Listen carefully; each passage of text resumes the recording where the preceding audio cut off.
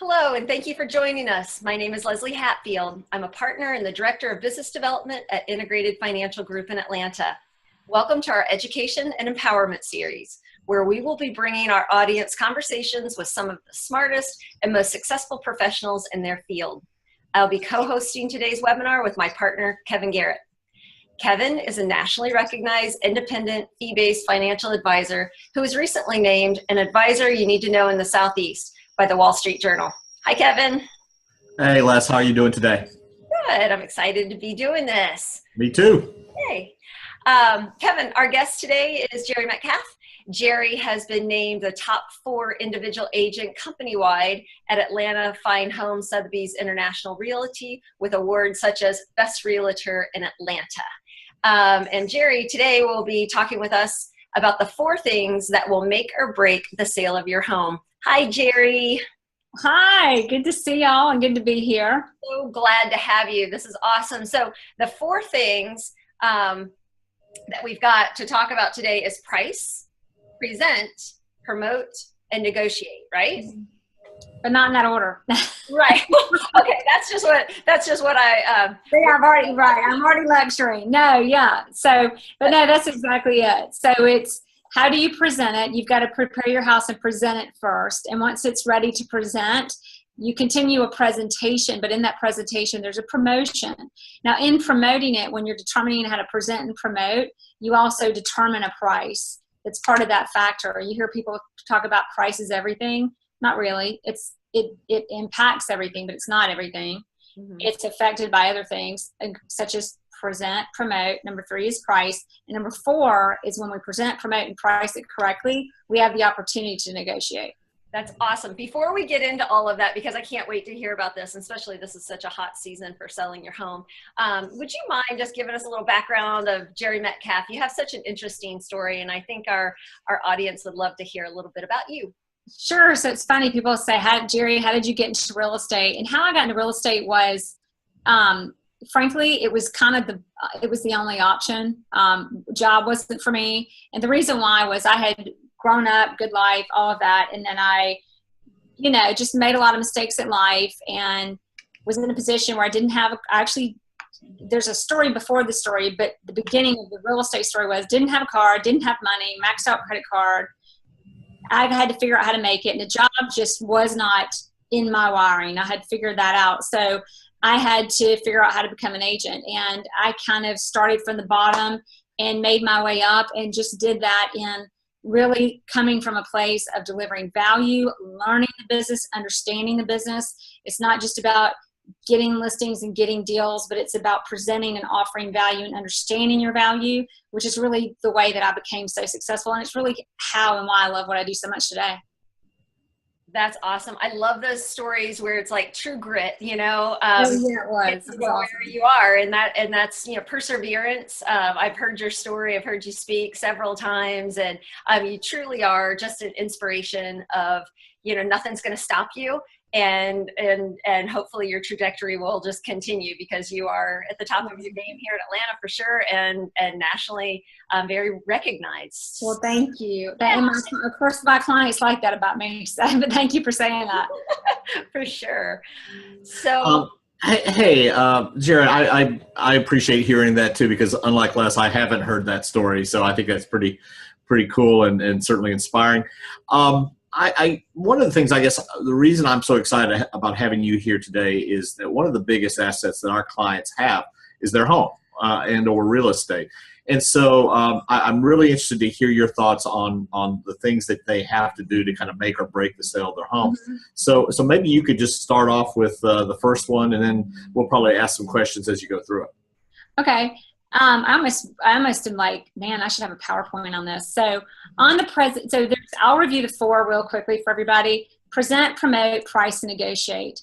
On the presentation of the house, that has to do with how the house looks when it's marketed. It's not just staging though. Presentation, people think it's just staging. That's a lot of it. And in staging, it's important not just to stage a house, but to really loving a house is important. Our homes are about our foundation and what we love. So really staging in a way that it still looks like a home.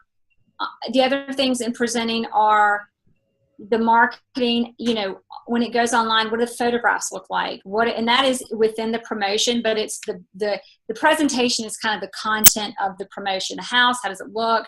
How does the yard look? How do the showings occur? Is someone there? When someone arrives and greets the buyer, how does that happen? All of those little details of that presentation make a direct impact on the buyer's impression of the house and whether they buy it. And to wrap that up, I would tell you that if you bring home or you bring a gift to someone and it's in a Walmart bag or it's in a Tiffany bag, no matter what's in that bag, your impression of what it is after you open it has a lot to do with the bag that it came in. And that's where the presentation is so key in selling your home, is that presentation of that package.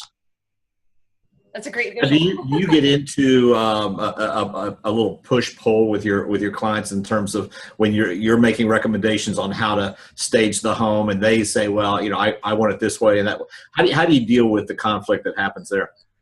All of that it depends on the client, but the most general answer to that is a couple of things. Number one, in dealing with that as a seller is people will say, I've got to live in this house. I know you want to sell it, but I've got to live in it. And I'll say, well, then that's what's going to happen. If you're going to live in it and you don't prepare it to be sold, then it's a lot less likely to be sold. So you've got to decide as a seller, am I ready to sell this house or do I have to live in it? If you have to live in it, you have to live in it. I mean, that sounds a little harsh, but that's kind of the reality. And as sellers, it's more emotional than we all realize. And stepping outside of that comfort of being my home to transitioning out of it being my home. And the other one is, and it really helps, is that in doing that, I have my perspective as an agent and as a real estate agent that I give you on things that need to be done and things that are important to selling.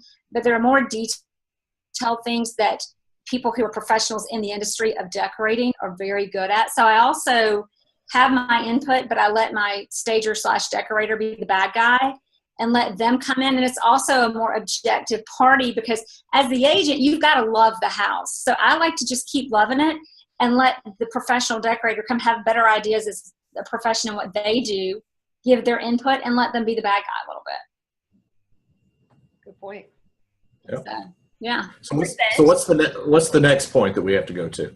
The next one is promoting the house. So in promoting the house, once you get the house prepared, it's ready to present, it's staged, it's ready to go. Then there's also the component of how it's going to be promoted, and that is huge. Everybody will say, well, a lot of people, especially as the market gets better, they're like, why do I need a real estate agent? Why don't I've got the internet, I can put it on Zillow, I can put it in MLS.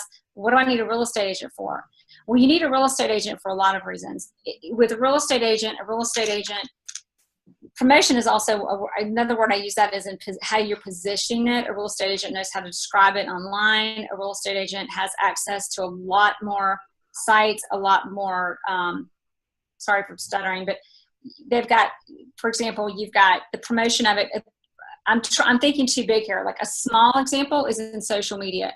In social media, for example, and promoting a property, once it's presented and ready, I package it several different ways. I'll have a house that has a private backyard to walk out to a pool, or I'll have a house with a great kitchen, or I'll have a house with a great view, or I've got a house with all three of those. So what I do is I take the promotion of that house. There are different buyers that house is going to appeal to. So I create different promotions and target different buyers through those promotions and do them over and over through social media. And in that promoting, I target specific buyers. On the other end of that, this isn't a Jere Metcalf ad, but what I use as a realtor and the insight I can give you is that we do things like we have access to New York Times, Wall Street Journal.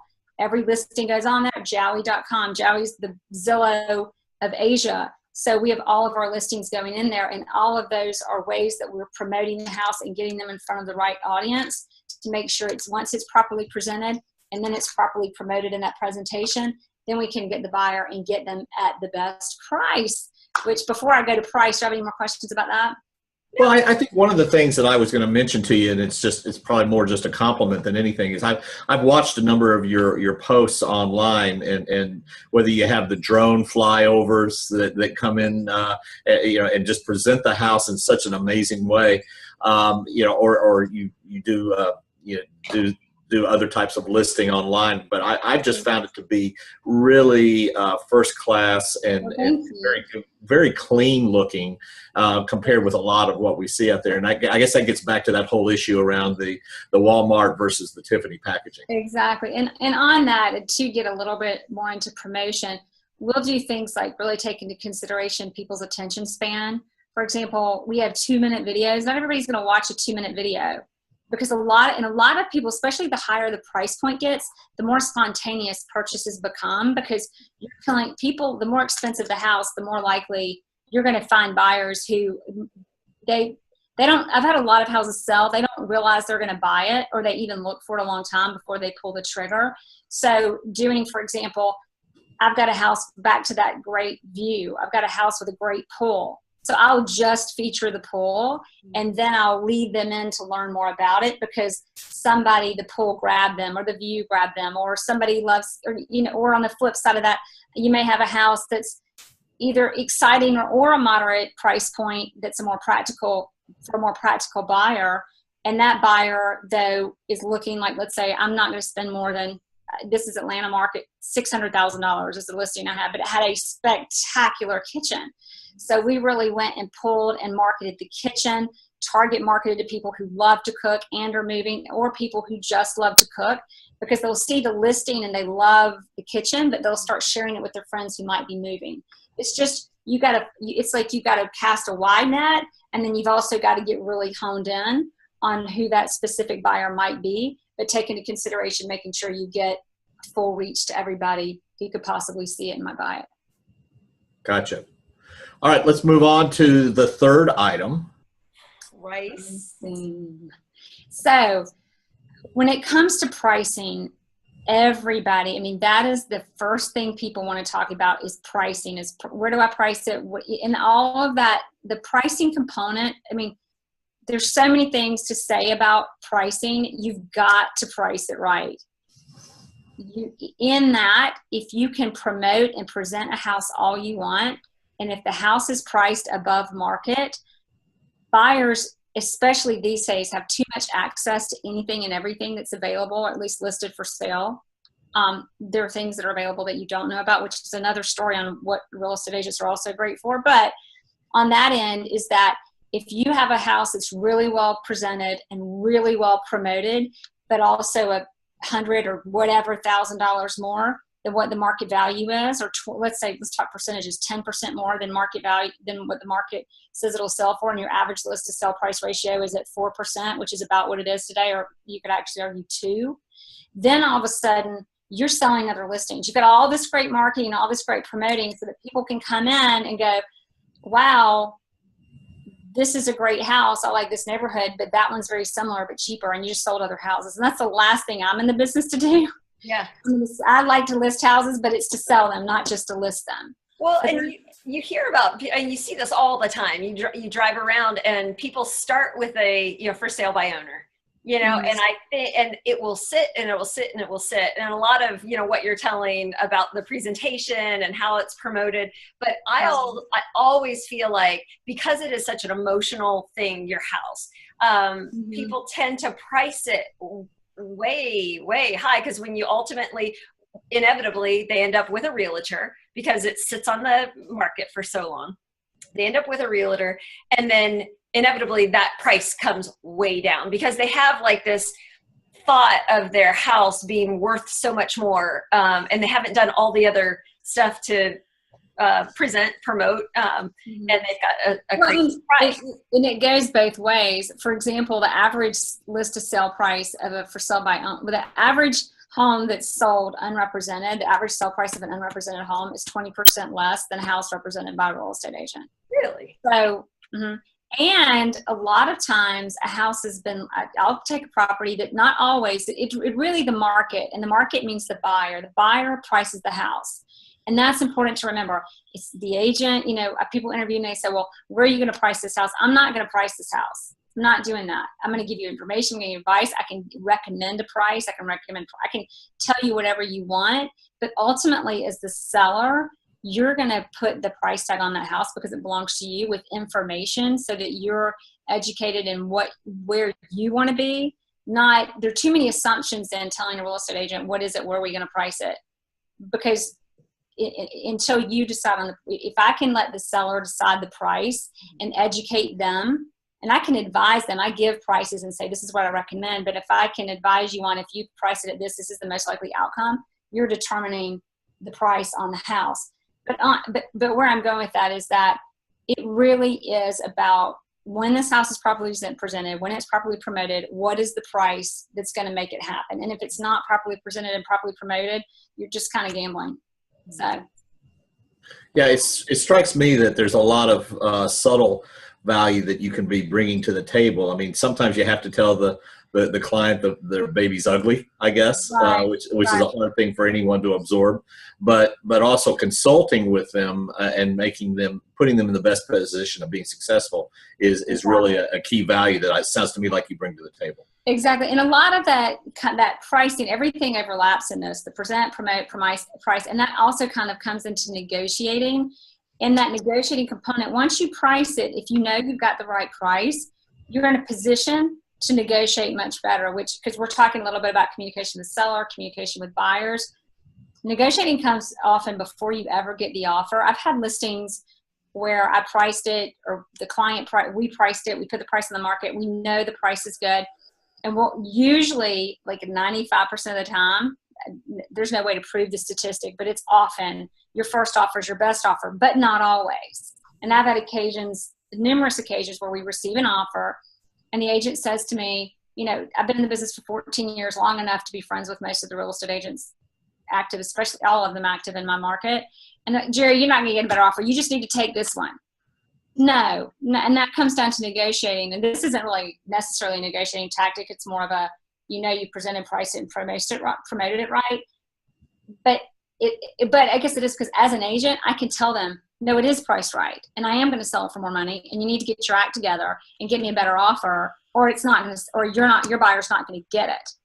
And I've even had clients come to me or buyers come to me, and the agent's kind of holding the buyer back, looking out for their buyer. And as a listing agent, I know I'm about to sell it for more money, and I'm in a position as an agent to tell them that candidly, not as a defensive seller, but as an agent, knowing the market, representing my client. Now, there's the flip side of that, where properties are overpriced, and you need to be cognizant of that, because if you're not, and you just wait and you think, oh, it's just a low offer, like what I had heard Jere Metcalf talk about on the webinar, then you can shoot yourself in the foot. So it's really being well advised, well informed, which, a big part of my mission with my clients is empowering them with information about the market, so I can guide them. There's so many different ways to approach a real estate transaction that you as a buyer or seller are guided in a way to make the decisions that are going to give you the results that you're looking for.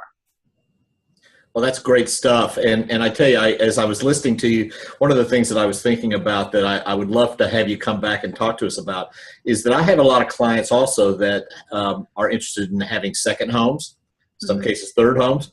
And I think that in those cases, there's probably other things that they need to be aware of and think about above and beyond the issues that we've talked about before today as it relates to their primary residence. So would you be interested in maybe coming back later on this fall when we can get on your calendar and talk a little bit about that? I'd love to do that. And I've got to give you a statistic, because a lot of people aren't aware, kind of off topic, but on that topic, 40% of first-time home buyers, of all the home buyers in Metro Atlanta, 40% of those were first-time home buyers. That is actually now the ratio of people buying their second and third homes are 40% of the buyers in Metro Atlanta. Wow. The majority of buyers are the baby boomers, empty nesters, not the first-time home buyers that they used to be. So, but yeah, I would love to talk about that. That's a great statistic. I'd love to hear that. So let's plan it. We'll in the next couple of months or something, we'll get on your schedule. Jere, it's so great having you. We could talk we could talk forever. Thanks so much for having me. This has been a lot of fun. All right, we'll talk to you soon. Thanks, Jere. Talk to y'all soon.